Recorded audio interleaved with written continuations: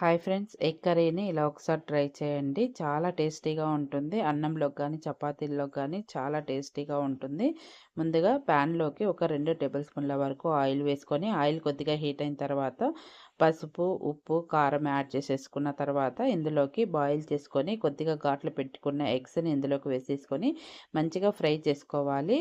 ఇలా ఫ్రై చేసుకున్న ఎగ్స్ని పక్కన పెట్టేసుకొని తర్వాత ప్యాన్లోకి ఒక 3 స్పూన్స్ వరకు ఆయిల్‌ని వేసుకొని, ఆయిల్ హీట్ అయిన తర్వాత జీలకర్ర, ఆవాలు, కొద్దిగా మెంతులు యాడ్ చేస్తున్నాను. చాలా టేస్టీగా ఉంటుంది మెంతులు యాడ్ చేయడం వల్ల.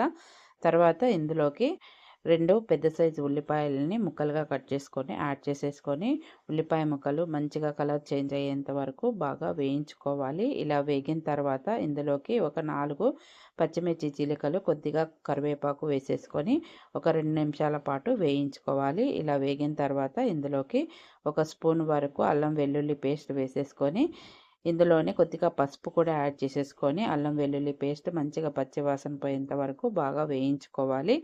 ఇలా వేగిన తర్వాత ఇందులోకి టమాటా పేస్ట్‌ని యాడ్ చేసేసుకోవాలి. వీటిని ఒక 3 టమాటాల వరకు తీసుకున్నా నేను. ఇలా మంచిగా టమాటా పేస్ట్ కూడా మంచిగా యాడ్ చేసుకున్న తర్వాత ఒకసారి కలిపేసుకొని మంచిగా పచ్చి వాసన పోయేంత వరకు బాగా వేయించుకోవాలి. ఇలా వేగిన తర్వాత ఇందులోకి సరిపడా కారం యాడ్ చేసేసుకొని ఒక టేబుల్ స్పూన్ వరకు ధనియా పౌడర్‌ని యాడ్ చేసుకోవాలి. ఒక హాఫ్ టేబుల్ స్పూన్ వరకు వేయించిన జీలకర్ర పౌడర్‌ని యాడ్ చేసేసుకొని ఒక 2 నిమిషాల పాటు బాగా వేయించుకోవాలి. ఇలా వేగిన తర్వాత వాటర్‌ని యాడ్ చేసేసుకోవాలి.